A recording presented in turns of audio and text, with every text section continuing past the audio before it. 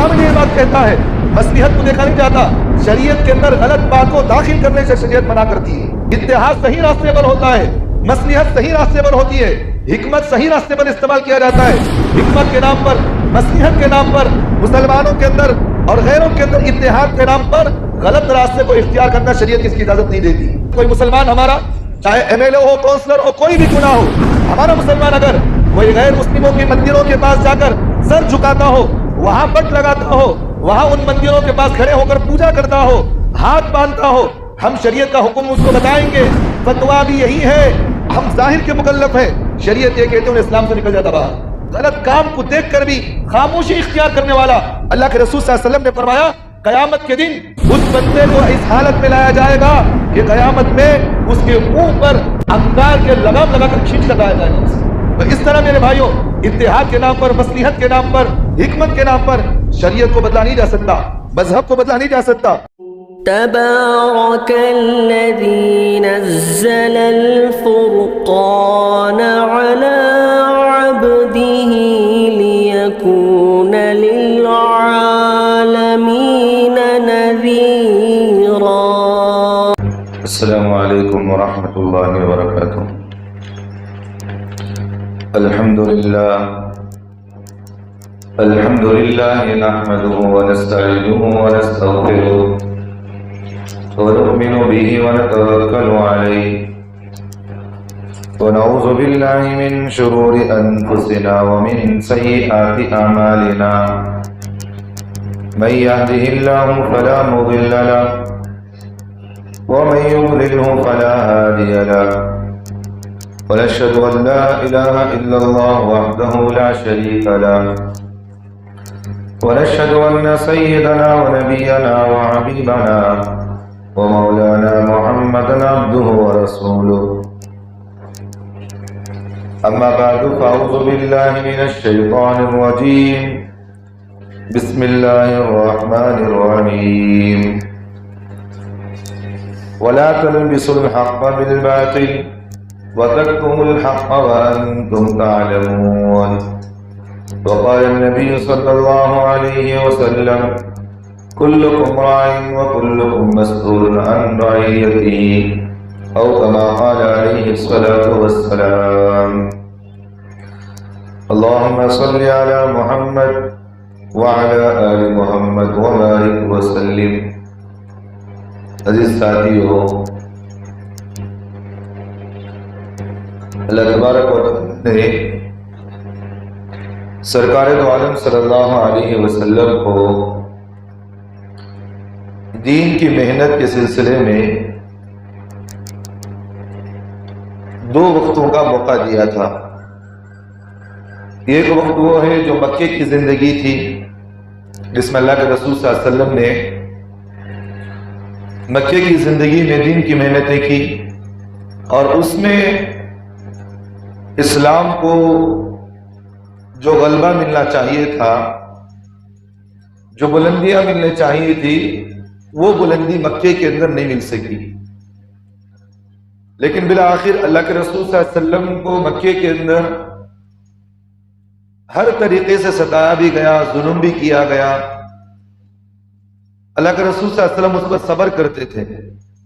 اللہ تبارک و تعالی مکے کی زندگی میں سرکار دو عالم صلی اللہ علیہ وسلم کو صبر کی تلقین کرتے کہ نبی جی آپ صبر کیجئے، آپ صبر کرتے رہیے، انشاءاللہ اللہ جو ہے کوئی نہ کوئی ہم راستہ کھول دیں۔ اللہ تعالیٰ کہتے ہیں کہ ہم راستہ کھول دیں گے۔ یہ مکے کی زندگی تھی، حالات بڑے ناساز تھے، کوئی جاتا گھر سے باہر تو اس بات کی امید بھی نہیں تھی کہ بھئی گھر تو وہ صحیح سلامت کے ساتھ شام تک پہنچ سکتا تھا۔ ایسے حالات چلتے تھے۔ نوجوان اگر گھر سے باہر جاتا تو کفار مکہ جو ہے مکے کے اندر ان نوجوانوں کو پکڑ لیتے، ستایا کرتے تھے، ہر طریقے سے ان پر ظلم بھی ہوتا تھا۔ نہ نوجوان بچوں کو دیکھتے، نہ بوڑھوں کو دیکھتے، نہ عورتوں کو دیکھتے، ہر طریقے سے ان پر ظلم ہوتا تھا۔ یہ مکے کی زندگی تھی۔ اور سرکار دو عالم صلی اللہ علیہ وسلم کو جب مکے کے اندر یہ حالات آئے، جب مکے والوں نے اللہ کے رسول صلی اللہ علیہ وسلم کی قدر نہیں کی، اور ان لوگوں نے اسلام کو پہننے کے ذریعے کے بجائے اس کا نقصان پہنچانے کی کوششیں کر رہے تھے، تو اللہ تبارک و تعالیٰ نے سرکار دو عالم صلی اللہ علیہ وسلم کو حکم دیا آپ مکہ چھوڑ کر مدینہ چلے جائیے، ہجرت فرمائیے ابھی۔ تو سرکار دو عالم صلی اللہ علیہ وسلم نے اللہ کے حکم کے مطابق مکہ چھوڑ کر مدینہ چلے گئے۔ یہاں اللہ کے رسول صلی اللہ علیہ وسلم نے اتنی محنتیں کی اور اتنی کوششیں کی کہ اللہ کے رسول صلی اللہ علیہ وسلم کے ان کوششوں کی وجہ سے اسلام پوری دنیا کے اندر پھیلتا گیا۔ اب یہاں پر لوگوں کی اس مصلحت اور لوگوں کی حکمتوں کو دیکھا نہیں گیا، بلکہ شریعت کے مزاج کو اور شریعت کے حکم کو دیکھ کر لوگوں کے اندر ان چیزوں کو نافذ کرتے رہے۔ اللہ کے رسول صلی اللہ علیہ وسلم کو اللہ نے شراب کی جو حرمت فرمایا، شراب پینا حرام ہے، اس کی حرمت بھی اللہ نے مدینہ منورہ کے اندر اللہ کے رسول صلی اللہ علیہ وسلم پر نافذ فرمایا۔ بہت سارے احکامات، حج مدینے کے اندر فرض ہوا، روزے مدینے کے اندر فرض ہوئے، اس طرح جو ہے اکثر و بیشتر شریعت کے حکم جو ہے احکامات مدینہ منورہ کے اندر اللہ کے رسول صلی اللہ علیہ وسلم پر فرض کیے گئے اور امت پر فرض ہوا۔ اب یہاں مصلحت کو نہیں دیکھا گیا، حکمتوں کو دیکھا نہیں گیا، بلکہ شریعت کے حکم کو سخت طریقے پر نافذ کرنے کا حکم دیا گیا۔ جیسے مثال کے طور پر اگر کوئی مکے کے اندر کوئی آدمی، کوئی مسلمان گناہ کر لیتا تو اسے کہتے کہ بھی توبہ کر لو، اللہ معاف کر لیں گے۔ اگر کسی بندے سے کوئی چوری ہو جاتی، مثال دے کر بتا رہا ہوں، حالانکہ حضرات صحابہ نے ایسا کوئی گناہ نہیں کیا، مکے کے اندر اگر کسی سے کوئی گناہ ہو جاتا تو جو ہے حکم یہ دیا جاتا کہ بھی توبہ کر لو، اللہ معاف کر دے گی۔ لیکن مدنی زندگی کے اندر اگر کوئی گناہ کرتا تو اس کو سزا کو بھی مقرر کیا گیا۔ چوری کیے تو اللہ نے احکامات نازل کیا کہ اس کے ہاتھ کو کاٹو، یہ مدنی حکم کے اندر نازل ہوا ہے۔ اگر کوئی جو ہے زنا کر لیتا، شادی شدہ بندہ اگر شادی ہو کر کوئی عورت یا مرد زنا کرتے تو احکام نازل ہوا، اللہ کے رسول صلی اللہ علیہ وسلم کو حکم دیا گیا کہ نبی جی ان کو رجم کیا جائے۔ رجم کا معنی کیا ہے؟ رجم کہتے ہیں آدھا گڑھا کھود دیا جاتا ہے، زمین میں گڑھا کھود دیا جاتا ہے، آدھا جسم اس کا زمین میں ڈھانس دیا جاتا ہے، چھپا دیا جاتا ہے، اور پتھر مار مار کر اس کو وہاں ختم کر دینے کا حکم دیا جاتا ہے، اسے کہتے ہیں رجم۔ یہ شادی شدہ مرد ہے، شادی شدہ عورت ہے، تو اس کا حکم دیا گیا کہ شادی کے اندر رہتے ہوئے حلال طریقہ اختیار کرنے کے باوجود وہ لوگ جو ہے حلال طریقے کو، راستے کو اختیار کرنے کے بجائے وہ لوگ غلط راستے کو اختیار کیے تو شریعت نے اس کا حکم دیا، رجم کرنے کا حکم دیا۔ بات سمجھ میں آ گئی؟ اسی طرح اگر کوئی غیر شادی شدہ ہے، شادی نہیں کیا، غیر شادی شدہ ہے، تو شریعت نے اس پر حکم لگایا اگر کوئی شادی شدہ نہیں ہے، لڑکی ہو لڑکا ہو، غیر شادی شدہ ہے، اگر انہوں نے زنا کیا ہے تو شریعت نے حکم لگا 100 کوڑے ان پر مارے جائے، 100 کوڑے مارنا ان پر۔ بھائی چھپ کر نہیں، کمرے کے اندر نہیں، سارے مجمع کے سامنے، سب لوگوں کے سامنے کوڑے لگائے جائے تاکہ لوگوں کے اندر زنا کا ڈر پیدا ہو، لوگ زنا کرنے سے ڈرے۔ یہ حکم ہے شریعت کے اندر۔ اور اسی طرح اگر کسی نے کسی کو قتل کیا، ناحق قتل کر دیا، کسی کا سر قلم کر دیا، شریعت نے حکم دیا کہ قصاص لیا جائے۔ قصاص پر شریعت نے حکم دیا کہ اس بندے کا بھی، اس انسان کا بھی سر اڑا دیا جائے گا۔ کیوں؟ اس نے غلطی کی ہے۔ اس طرح اگر کسی نے کسی کی آنکھ پھوڑی ہے تو شریعت نے کہا کہ اس کی بھی آنکھ پھوڑی جائے۔ کسی نے کسی کا ہاتھ توڑا ہے تو شریعت نے کہا کہ اس کا تم قصاص لو۔ یہ کیوں حکم نازل کیا گیا؟ اس لیے کہ لوگوں کے اندر ایک ڈر پیدا ہو، ایک خوف پیدا ہو، لوگ گناہ کرنے سے بچیں گے۔ اگر یہ قانون بنا دیا جائے، ہمارے پارلیمنٹ کے اندر، بھارت کے اندر ایک قانون پوچھا گیا، کرمنل لاء کے اندر ایک قانون ہم لوگ چاہتے بھی ہیں، ہم مسلمان چاہتے یہ ہے کرمنل جو لاء ہے ہم اس کو اسلامی شریعت کے مطابق نافذ کرو۔ آپ ہم چاہتے یہ ہے، حکومت سے ہم مطالبہ بھی یہی کرتے ہیں کہ کرمنل لاء، یعنی کہ اگر کوئی بندہ کوئی گناہ کیا ہے، شریعت میں جو قانون ہے اس قانون کو آپ نافذ کرو۔ ہم مانتے ہیں اس کو، کس نے زنا کیا آپ مارو، ہم اس کو منع نہیں کرتے۔ اگر کسی نے قتل کیا اس کو اڑا دو، ہم مانتے، ہم مانیں گے اس چیز کو، یہ کرمنل لاء ہے، شریعت کا حکم ہے۔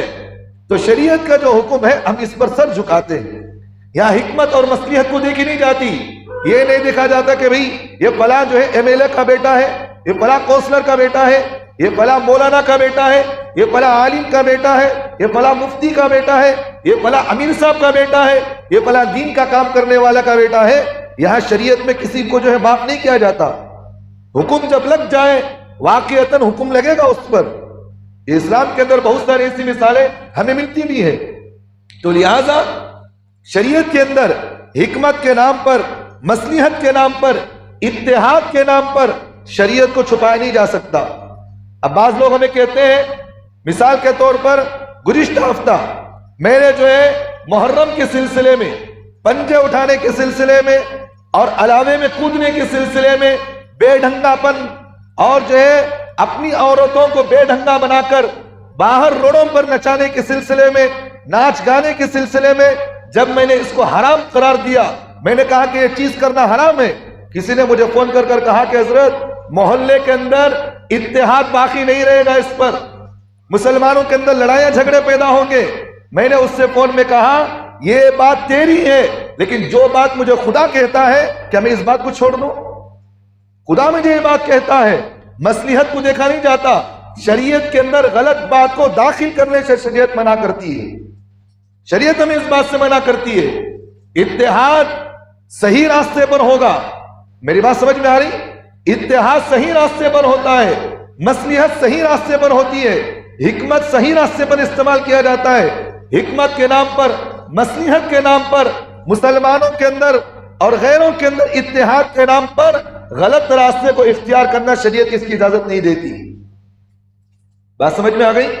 اگر کوئی مسلمان ہمارا, چاہے ایم ایل اے ہو, کونسلر ہو, کوئی بھی کیوں نہ ہو, ہمارا مسلمان اگر کوئی غیر مسلموں کے مندروں کے پاس جا کر سر جھکاتا ہو, وہاں بٹ لگاتا ہو, وہاں ان مندروں کے پاس کھڑے ہو کر پوجا کرتا ہو, ہاتھ باندھتا ہو, ہم شریعت کا حکم اس کو بتائیں گے. فتویٰ بھی یہی ہے, ہم ظاہر کے مکلف ہیں. شریعت یہ کہتے ہیں انہیں اسلام سے نکل جاتا باہر. بات سمجھ میں آ رہی؟ اسلام کہتا ہے شریعت سے باہر نکل گیا. شادی شدہ ہے تو نکاح کرنا انہیں اثر نو, اب اس سے نئی طریقے سے مسلمان ہونا, کلمہ پڑھنا انہیں. ایک نقطے کی بات میں آپ سے کہتا ہوں, یہ مسئلہ اگر کسی کے سامنے بتا دیا جائے, کوئی مسلمان کے سیاستدان کے سامنے یہ مسئلہ بتا دے, کسی مسلمانوں کے سامنے یہ مسئلہ بتا دے, کہتے ہیں حضرت اتحاد باقی رکھنا نا, حضرت مصلحت کو سوچو, حضرت مصلحت کو سوچو, اتحاد باقی رکھو, حکمت کو باقی رکھو. شریعت میں حکمت کو نہیں مانا جاتا. اللہ کے رسول صلی اللہ علیہ وسلم کے پاس, اللہ کے رسول صلی اللہ علیہ وسلم کے پاس کفار مکہ نے آ کر کہا, اے نبی جی, انہوں نے کہا اے محمد صلی اللہ علیہ وسلم, تم یہ کہتے ہو تم اللہ کے رسول ہو, تم یہ کہتے ہو کہ تمہاری شریعت صحیح ہے, ہم اپنے باپ داداؤں سے, ہم جو ہے اپنے آبا و اجداد سے ہم جو ہے خداؤں کی عبادتیں کرتے ہوئے آ رہے ہیں, 360 بت ہمارے ہیں. تم یہ کام یہ کرو, تم جو ہے ایک مہینے کے لیے یا کچھ دن کے لیے ہماری خدا کی عبادت کر لو, ہم کچھ دن کے لیے تمہاری خدا کی عبادت کر لیں گے. کیا کہا انہوں نے؟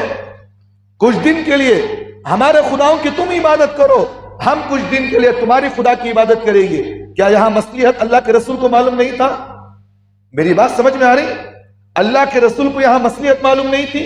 کیا اللہ کے رسول کو اتحاد معلوم نہیں تھا؟ کیا اللہ کے رسول کو اعوذ باللہ ثم اعوذ باللہ, اللہ کے رسول کو یہاں حکمت معلوم نہیں تھی؟ ساری چیزیں معلوم تھی, لیکن اس کے باوجود مکی کی زندگی میں حالات اتنے سخت تھے, پتھریں مسلمانوں پر مارتے تھے. حضرت بلال رضی اللہ عنہ کے بارے میں ہم واقعہ سنتے ہیں, انگاروں کے ریت پر ان کو لٹایا جاتا تھا, احد احد کی آوازیں لگائے, لیکن کبھی جو اسلام سے نہیں پھرے. اللہ نے قرآن مجید کے اندر یہ آیت کو نازل فرمایا, لکم دینکم ولی دین, تمہارا دین تمہارے لیے, میرا دین میرے لیے. بات سمجھ میں آ گئی؟ سورۃ اللہب جو نازل ہوئی ہے, سورۃ اللہب, اللہ کے رسول صلی اللہ علیہ وسلم کے 2 بیٹیوں کو ایک ہی وقت میں ابو لہب نے اپنے بیٹوں سے طلاق دلوایا تھا. بھئی مسئلہ سمجھ میں آ رہا؟ اللہ کے رسول صلی اللہ علیہ وسلم نے اپنی دونوں بیٹیوں کی شادی ابو لہب کے بیٹوں سے کی. یہ چچا تھا اللہ کے رسول کا ابو لہب. اللہ کے رسول نے دونوں بیٹیوں کی شادی اپنے چچا سے کر دی. لیکن اس کی غلطیاں ایسے تھیں، انہیں اللہ کے رسول صلی اللہ علیہ وسلم پر ہر طریقے سے وہ دشمنی کرتا تھا۔ سورۃ اللہب کے اندر اللہ نے بتایا، تو ان سورت کے اندر اللہ نے فرمایا کہ ابو لہب نے اللہ کے رسول کو ہر طریقے کے اس نے ستانے کی کوشش کی، لیکن اس کے باوجود بھی اللہ تعالیٰ نے سورۃ اللہب نازل کر کر فرمایا، اے محمد صلی اللہ علیہ وسلم یہ مسلمانوں کا دشمن ہے۔ سورت جب نازل ہوئی اسی وقت اس نے اپنے بیٹوں سے کہا تم محمد رسول اللہ صلی اللہ علیہ وسلم کی دونوں بیٹیوں کو طلاق دے دو۔ طلاق دے دیا گیا اس وقت، اللہ کے رسول کو دونوں بیٹیوں کو طلاق دے دیا گیا۔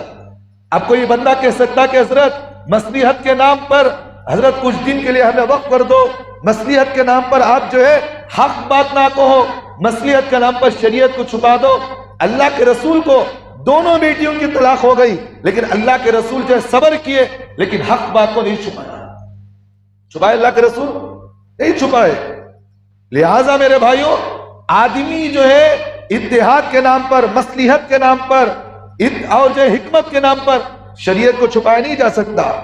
جو بھی ہے وہ بات کھل کر کہنا چاہیے، جیسا کہ اللہ تعالیٰ نے قرآن مجید میں فرمایا وَلَا تَلْبِسُوا الْحَقَّ بِالْبَاطِلِ وَتَكْتُمُوا الْحَقَّ وَأَنْتُمْ تَعْلَمُونَ۔ اللہ تعالیٰ کہہ رہے ہیں حق کو باطل کے ساتھ غلط ملط نہ کرو۔ وَلَا تَلْبِسُوا الْحَقَّ بِالْبَاطِلِ، حق کو باطل کے ساتھ ملانا نہیں، غلط ملط نہیں کرنا۔ بھئی مصلحت کے نام پر حضرت چلو ہم یہ بات کر لیں گے، مصلحت کے نام پر حضرت چلو انہیں حرام کام کرا تو بھی جو ہے معاف کر دو، ایسا نہیں مانتی شریعت۔ حق بات کو چھپا کر، شریعت کو چھپا کر غلط راستے پر اختیار کرنا، شریعت ہمیں اس بات کی اجازت نہیں دیتی۔ شریعت یہ کہتی ہے وَلَا تَلْبِسُوا الْحَقَّ بِالْبَاطِلِ، اللہ تعالیٰ کہتے ہیں حق بات کو باطل کے ساتھ غلط ملط نہ کرو، غلط ملط نہیں کرنا۔ محرم کا مہینہ چل رہا، نہ جانے کتنی ہمارے مسلمانوں کے اندر غلط طریقے کی رسومات، کتنی غلط طریقے کی بدعتیں ہمارے مسلمانوں کے اندر، نہ جانے کتنے ہمارے مسلمانوں کے اندر غیر غلط چیزیں پائی جا رہی نہیں پائی جا رہی، بولنے کے باوجود نہیں مانتے، بولنے کے باوجود کہتے ہیں حضرت کر لیں گے، حضرت کیا جاتا۔ یہ بھی شریعت نہ، یہ بھی شریعت اس بات کو نہیں مانتی، یہ بھی شریعت نہیں ہے۔ شریعت ایک ہی ہے، شریعت ایک ہی ہے جو قرآن و حدیث کے اندر اللہ نے بتایا، حضرات صحابہ نے ہمیں جس بات کی تعلیم دی ہے، حضرات فقہا نے، حضرات محدثین نے جو جو چیزوں پر ہمیں حکم دیا ان چیزوں کے ہم پابند کر کے عمل کریں گے۔ یہ نہیں جو کیسا کرا ہم ویسا چلے جائے، جیسا دیس ویسا بھیس، ایسا نہیں چلتا شریعت میں۔ جیسا دیس ویسا بھیس ایسا نہیں چلتا۔ ماحول مل گیا شریعت چھوڑ دینا، شریعت اس کو نہیں مانتی۔ شادی بیاہ کا موقع آیا، نہ جانے دیندار گھروں کے اندر ہمارے مسلمانوں کے دیکھے، دیندار گھروں کے اندر شادی بیاہ کے موقع پر نہ جانے کتنے رسومات غیروں کے ہمارے مسلمانوں کے اندر ہے۔ بولنے سے کہتے ہیں حضرت چھوڑو، حضرت کردہ لیں گے، زندگی میں ایک بار موقع ملا، اپنے تو کب کرنا حضرت خوشی، موت آ گئی تو خوشی پوچھتی وہاں۔ بعض میری بات ایک ذہن میں رکھنا، بہت اہم بات میں کہہ رہا ہوں۔ سرکار دو عالم صلی اللہ علیہ وسلم نے فرمایا بعض بندے ایسے ہوتے ہیں جن کی نیکیاں، جن کے اعمال، جن کے اخلاق، جن کے کردار، ان کے عمل اتنے مضبوط ہوتے ہیں، چلتے چلتے چلتے چلتے جنت کے وہ مستحق ہو جاتے ہیں۔ کس کے مستحق؟ جنت کے مستحق ہو جاتے ہیں۔ لیکن کچھ بندے وہ ہوتے ہیں جن کے گناہ، جن کے اخلاق، جن کے کردار، جن کے بد اعمالیاں اتنے غلط ہوتے ہیں، کرتے کرتے کرتے وہ جہنم کی تہ تک پہنچ جاتے ہیں۔ بہت اہم بات میں کہہ رہا ہوں۔ سرکار دو عالم صلی اللہ علیہ وسلم نے فرمایا اب یہ جو نیک بندہ ہے نا، اس نے اپنی زبان سے یا اپنے عمل سے کوئی ایسا غلط کرتا ہے جس کو اللہ کو پسند نہیں آتا۔ پوری زندگی نماز پڑھا، پوری زندگی اس نے حج پر حج کیا، پوری زندگی اس نے دعوت و تبلیغ کے اندر جو خدمت کیا، پوری زندگی خیر کے کام میں وقت لگایا، لیکن کچھ اس کے الفاظ، کچھ اس کے اعمال، کچھ ایسا عمل، ایک عمل بھی کیوں نہ ہو، اس نے ایسا کیا جو اللہ کو ناراض کرنے والا عمل تھا، سارے نیکیاں اس کے برباد، جہنم کی تہ میں پہنچ جائے گا۔ کتنی بڑی وعید کی بات ہے۔ اور ایک بات اللہ کے رسول نے فرمایا کچھ بندے وہ ہوتے ہیں جو گناہ کرتے کرتے جہنم کی تہ تک پہنچ جاتے ہیں، لیکن ان کے کچھ عمل اللہ کو اتنا پسند آتا ہے، اللہ اس بندے کو نیچے سے اٹھا کر اوپر چڑھا دیتے ہیں۔ जन्नत पहुंचा देते हैं। तो इसलिए मेरे भाइयों, अल्लाह के सामने अपने अमल पर गुरूर नहीं करना हमें।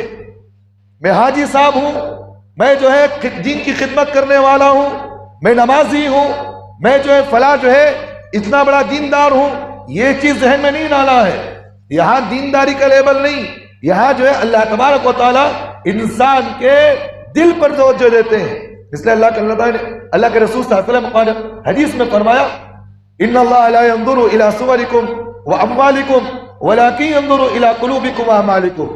अल्लाह के रसूल सल्लल्लाहु अलैहि वसल्लम ने फरमाया, अल्लाह ताला बंदों के दिलों को देखते हैं, उसके जाहिर को नहीं देखते। उन्हें काला हो, कलोटा हो, कैसा भी क्यों ना हो, लेकिन जिंदगी के अंदर अल्लाह से डरते हुए अपने दिल को जो है सही करना हमारे लिए जरूरी है। तो अल्लाह ताला फरमाते हैं, वला तलबिसुल हक़्क़ बिल बातिल व तक्तुमुल हक़्क़ व अंतुम तालमून। अल्लाह आगे कहते हैं, व तक्तुमुल हक़्क़ व अंतुम तालमून। अल्लाह कहते हैं, ना जानते बूझते हक को छुपा देते हैं। हक बात को जानते हैं, ये गलत है, ये सही है, हर बात को जानते हैं, लेकिन उसके बावजूद हक बात को ये लोग छुपा देते हैं। बात समझ में आ गई? ऐसे लोगों के सिलसिले में अल्लाह ने फरमाया, ये लोग वो हैं जो चंद पैसों के खातिर अपने ईमान को बेच देते हैं, अपने ईमान को बेच देते हैं। मिशकात शरीफ की रिवायत है, मिशकात शरीफ की रिवायत है। बाज लोग हमें कहते हैं कि हजरत आप क्यों इतना जो है सख्त अल्फाज इस्तेमाल करते हैं, आप क्यों इतना खुलकर बोलते हैं? मुझे जो है ये हदीस मुझे जो है जीने नहीं देती, ये हदीस मेरी जुबान को बंद करने नहीं देती। ये हदीस मुझे ये बात कहती है, अपने इल्म को छुपाने वाला, सही इल्म को छुपाने वाला, गलत को गलत बोलने वाला, सही को सही बोलने वाला, गलत काम को देखकर भी खामोशी इख्तियार करने वाला। अल्लाह के रसूल सल्लल्लाहु अलैहि वसल्लम ने फरमाया, कयामत के दिन उस बंदे को इस हालत में लाया जाएगा कि कयामत में उसके मुंह पर अंगार के लगाम लगाकर खींच कर लाया जाएगा उसे। भाई जिस तरह एक जानवर को एक जिस तरह आदमी क्या करता, गले में लगाम डालता, नहीं डालता, पट्टा डालता, उसे नाथी डालता, डाय को डालकर खींच कर लाता, नहीं लाता। तो सरकार दो आलम सल्लल्लाहु अलैहि वसल्लम ने फरमाया, जो बंदा गलत को गलत मालूम होने के बावजूद, सही का इल्म होने के बावजूद लोगों को उस गलती से नहीं रोकता, अल्लाह के रसूल सल्लल्लाहु अलैहि वसल्लम ने फरमाया, कयामत में उस हालत में लाया जाएगा कि उसके लगाम अंगार की होगी और उससे जो है बांध कर खींच कर लाया जाएगा। इससे कितनी बड़ी सख्त वईद है जानते हो? इस हदीस के ज़िम्न में हुज्जतुल बालिगा के अंदर शाह वलीउल्लाह मुहद्दिस देलवी रहमतुल्लाह अलैह, इसी हदीस के ज़िम्न में शाह वलीउल्लाह मुहद्दिस देलवी रहमतुल्लाह अलैह फरमाते हैं, क्या इस हदीस का मतलब ये है? हजरत फरमाते हैं, इल्म को जरूरत के वक्त छुपाना हराम है। इल्म को जरूरत के वक्त, भाई लोग गुनाहों के अंदर मुलविस हैं, हमारे मुसलमान औरतें गैरों के जो है उनके इबादतों, उनके माबूदों के सामने, उनके मंदिरों के सामने, मुसलमान औरतें मसलिहत के नाम पर, बीमारी के सेहतमंदी के लिए हमारे मस्तूरात जाकर देखो, गैरों के मंदिरों के पास जाकर तावीज़ें डाला रही, डाल रही नहीं डाल रही, गलत काम हो रहा है। लेकिन हजरत ने फरमाया, इल्म को जरूरत के वक्त छुपाना हराम है। लोग गलत काम कर रहे हैं लेकिन फिर भी अपने इल्म को छुपाया, उसने हराम काम किया उसने। आगे हजरत ने फरमाया, ऐसा करना दीन की तौहीन है। लोग गलत काम कर रहे हो, मसलिहत के नाम पर, हिकमत के नाम पर और जे इत्तिहाद के नाम पर दीन को छुपा देना, ये दीन की तौहीन है, ये दीन की तौहीन। और हजरत आगे खुद फरमाते हैं, ये शरीयत को भुला देने का सबब है। इस तरह करने से इल्म का बड़ा नुकसान और दीन को मिटाने का सबब बन सकता है। तो लिहाजा मेरे भाइयों, कभी भी याद रखना, इत्तिहाद मानते हैं, मसलिहत मानते हैं, हिकमत मानते हैं, लेकिन शरीयत को छुपाकर इत्तिहाद को छुपाया नहीं जा सकता। शरीयत के नाम पर इत्तिहाद को बाकी नहीं की जा सकती। एक मिसाल के तौर पर रशीद अहमद गंगोई रहमतुल्लाह अलैह बहुत बड़े अल्लाह वाले गुजरे हैं। दारुल उलूम देवबंद की जब बुनियाद पड़ी तो उस वक्त जो एक कमेटी बनाई गई, एक शूरा बनाई गई, दारुल उलूम देवबंद की एक शूरा बनाई गई। देवबंद के कुछ चौधरी किस्म के जो लोग थे, उन्होंने वहां के उलमा से कहा, हम इस मोहल्ले के बड़े चौधरी हैं, यहाँ के बड़े हैं, ہمیں بھی دارالعلوم دیوبند کی کمیٹی میں ہمیں بھی شامل کرو۔ ان لوگوں نے رشید احمد گنگوئی رحمۃ اللہ علیہ سے خط میں لکھ کر کہا کہ حضرت آپ جوڑ لیجئے، کیا جاتا ہے اس سے؟ حضرت نے کہا کہ میں نہیں جوڑوں گا ان کو۔ پھر حضرت سے تقاضا کیا کہ حضرت جوڑ لیجئے، کیا جاتا ہے؟ پوری میجارٹی تو ہماری ہے، دارالعلوم دیوبند کے اندر تو علماء کی ایک کمیٹی ہے، سب لوگ ہماری اتحاد میں ہیں، اکا دکا اگر کوئی نااہل بے وقوف اگر ہماری کمیٹی میں آ گیا تو کیا جائے گا اس سے؟ تو رشید احمد گنگوئی رحمۃ اللہ علیہ نے ایک تاریخی جملہ حضرت نے خط میں لکھ کر کہا، اگر نااہل کو کمیٹی میں لے کر اس سے نقصان پہنچ سکتا ہے، حضرت نے کہا کہ میں ایسے مدرسوں کو تالا لگا دیتا ہوں جہاں دین کو مٹنے کا سبب بن سکتا ہو، جہاں دین کو نقصان پہنچنے کا سبب بن سکتا ہے، تو حضرت نے کہا کہ میں اس مدرسے کو تالا لگا دوں گا۔ یا حکمت کو دیکھا نہیں جاتا، یہاں مصلحت کو دیکھا نہیں جاتا، شریعت کو دیکھا جائے گا کبھی، شریعت یہاں کیا حکم کرتی ہے۔ تو لہٰذا میرے بھائیوں، موجودہ حالات میں دیکھیں ہم آج جو ہے تھوڑے تھوڑے پیدوں کے نام پر ہمارا مسلمان اپنے ایمان کو بھی بیچ رہا ہے۔ تو اس لیے میرے بھائیوں، اتحاد کے نام پر، مصلحت کے نام پر مذہب کو بدل دینا شریعت اس سے مانتی نہیں ہے۔ بعض لوگوں کو دیکھیں ہمارے پاس آتے 3 طلاق کا مسئلہ لائے، 3 طلاق کا مسئلہ لے کر آئے۔ بھائی حنفی مسلک کے اندر کیا ہے، اگر کوئی بندہ اپنی بیوی کو ایک مجلس میں 3 طلاق دے دے، بات سمجھ میں آ رہی؟ قرآن و حدیث کے اندر اللہ نے قرآن مجید میں بھی ہمیں حکم دیا، حدیث پاک کے اندر سرکار دو عالم صلی اللہ علیہ وسلم کے عمل سے، قول سے یہ چیز ثابت ہے۔ اللہ کے رسول صلی اللہ علیہ وسلم نے فرمایا اگر کسی نے اپنی بیوی کو ایک مجلس میں 3 طلاق دے دے تو 3 واقع ہو جاتی ہیں۔ لیکن ہمارے مسلمان جو حنفی مسلک سے تعلق رکھتے ہیں، اہل سنت والجماعت ہیں، اور یہ لوگ کیا کرتے ہیں، حنفی مسلک کو ماننے کے بجائے غیر مقلدین کے پاس جا کر جو لوگ اپنی بیویوں کو حرام میں ملوث کیے ہیں، ان کے نزدیک کیا ہے، ایک مجلس کی 3 طلاق 3 نہیں ہوتی، وہ 1 مانتے ہیں۔